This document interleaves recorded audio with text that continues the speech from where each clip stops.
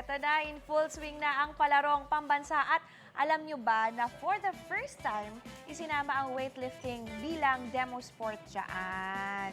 Hindi biro nga ang training sa weightlifting. Kaya yung iba bata pa lang nagsisimula na mag-train.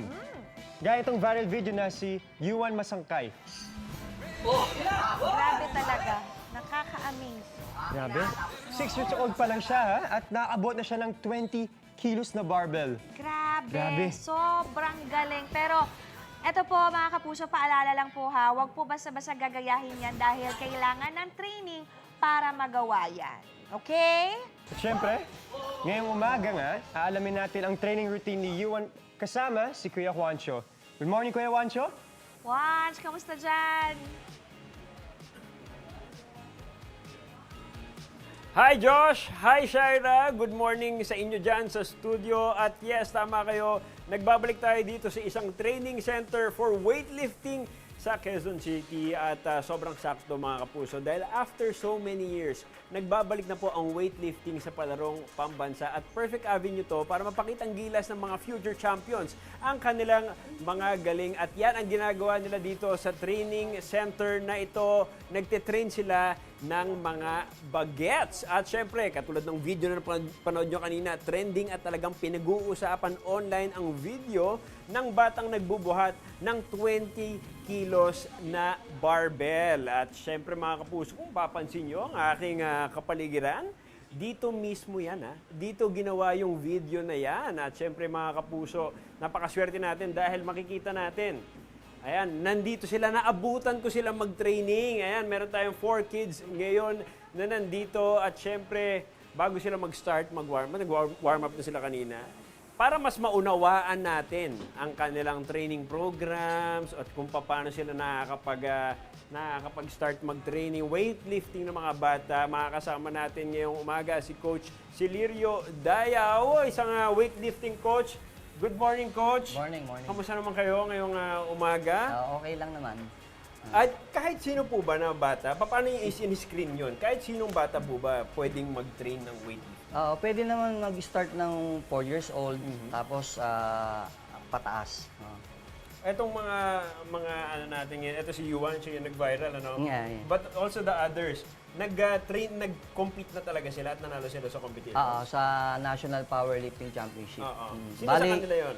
Si Yuhan Masangkay, nag 3 times Best Lifter Award din tsaka 3 gold medalist. Si Danny naman, 3 silver medal, tapos 1 gold medal. Okay. Sa bench press competition naman yung isa. At makikita natin, nakapaligid sa atin ang mga trophies, ang mga nagde-train dito. Siyempre, meron rin tayo ditong trophy sa gitna. Sa kanina yan, Coach? Kay Yuhan Masangkay yan. Ay, ang galing! So, si Yuan. Hi, Yuan. Kamusta ka naman? Turuan mo naman ako mag-clean jerk. Yung ginagawa mo. Mahirap ba yun? Di po. Kayang-kaya? Apa. O, sige nga, gawin mo nga. Go. O, try. Go. Makikita natin mga kapuso, ang nag-viral na video. Okay, focus Pagkatapos niyan, ako naman ang susubok. Wow! Okay. Jerk Tandaan ng jerk. Go. Jerk. Go. Okay, down. Kita niyo yun mga kapuso. So mga ilang reps ang mga nagagawa niya, Coach? Umpisa muna kami siyempre sa magaang, sa PVC pipes, then dahan-dahan kaming dumadagdag 3 kilos, 5 kilos sa bar, Okay. then hanggang sa mag 10 kilos yun, tapos plates na, nilalagyan ko na. So talagang ang focus nila muna ay mag-enjoy, para Yeah. siyempre ma-incorporate. Para sila naglalaro rin, tapos magdagdag ng konting weights, ganyan. Yuan, nai-enjoy mo ba yung weightlifting? Apa. Ano yung pinaka nai-enjoy mo sa kanya? Masaya? Masaya? Tapos kapag mas malakas ka, kapag siyempre hindi ka nagtitraining, mas napapansin mo na lumalakas ka rin, Apa. Nice one. Yuan, napabilib mo ako, parang kailangan ko nang subukan ang clean jerk. Subukan ko nga yung ginamit mo. Tatry daw niya, tatry. Try ko. Coach, guide mo ako, Coach, kasi hindi ako naggaganito eh. Atake mo lang, pwesto ka lang. Pwesto lang ako, no? Close mo lang to, close. Close natin. Yan. Medyo, 45 degrees mo na konti. Op. Yan. Yan. Konti So, ito pa, mga yan. kapuso, pinapakita Tapos, natin ang tamang form din. Hawak. Yan. Okay. Okay, then.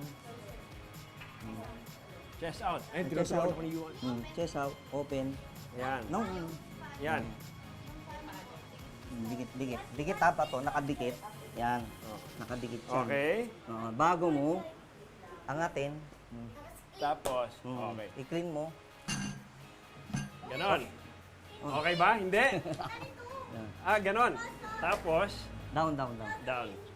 Ayun, tumutunog yung mga tuhod ko. Okay. Down. Tapos ganon.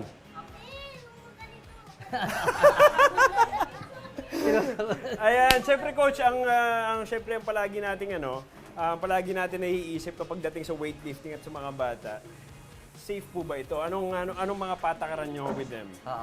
Safe naman siya sa mga athlete na bata. Basta't gusto ng batang mag-training, saka pati na rin yung consent ng magulang, bago sila mag-training dito sa gym ko. Oh, Yuan, halika dito. Interview muna kita. Yuan, ano ang pangarap mo in the future? Nagiging katulad kay Ate Aidelin. Gusto mo rin mag-Olympics? Apa. Naku, i-save natin itong video na to kasi sure ako na kapag pinagpatuloy mo ang training mo, makakamit mo yung goal mo. Thank you, Yuan. At syempre, thank you so much, Coach. Dito muna, Coach. At ngayong umaga makakasama rin natin si Doc Irvan Tan, isang orthopedic surgeon para sagutin ang mga katanungan ng mga netizens. Good morning, Doc. Ay, good morning. Kamusta naman po kayo? Good morning. So, okay naman. Ayan, so safe po ba ang powerlifting para sa mga batang katulad nila Yuan, etc.? So ang powerlifting ay safe naman sa mga bata as long as tama at tama yung pamamagaan ng pagte-train natin at yung pagbuhat. So kinakailangan talaga ng matinding supervision sa mga trainers, sa mga coaches natin. Saka syempre yung magulang. No? Oo. Tapos before siya sumabak sa ganitong training, so dapat handa kasi talaga siya. So dapat ready siya yung mga sa ganitong activity, dapat coordination, posture, Yeah. core strength, tsaka syempre dapat mature siya enough gawin ito at sumunod sa mga pinapagawa ng coach niya. Sa tsaka instructions, trainers. no? So, Doc, hindi totoo yung paniniwala ng mga tao na kapag nagsimula sila mag-weightlifting at a young age, hindi na sila tatangkad. Hindi totoo yan? Yan yung isa sa mga misconception regarding dito, no? So hindi sa mga pag-aaral, no? Hindi naman totoo ang sinasabi na gano'n na nakakabansot, na hindi lumalaki yung mga bata. As long as gradual naman kasi yung pagte-train sa kanila, no? Hindi naman sila binibigla. At saka may mga pag-aaral nga din na nagsasabi na nakakabuti pa to sa bone strength natin, saka sa bone development ng mga bata. Pero syempre, kailangan guided sila ng professional. Guided talaga, yun yung pinaka. Tsaka kailangan talaga yun, naiintindihan ng bata yung mga pinagagawa. Oo, tsaka parang play rin sa kanila, hindi, di ba? So, thank you so much, Doc. Coach, Coach, dito ko muna ulit. Thank you so much, Doc. Coach, ano ang mensahe mo para sa mga batang nagkakaroon ng interest na sa powerlifting din?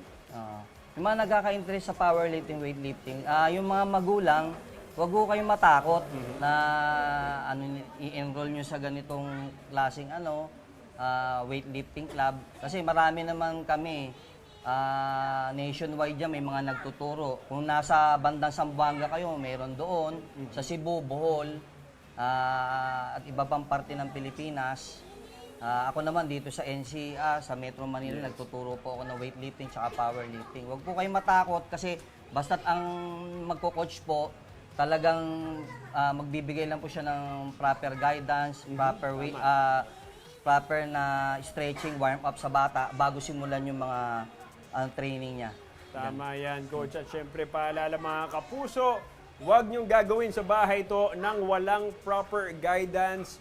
Syempre, kailangan natin ng training ng isang professional coach na pinag-aralan talaga ang mga bagay na ito. Kaya naman mga kapuso, thank you so much, Coach, for inviting us dito sa inyong gym. Ako'y na-impress sa iyong mga estudyante.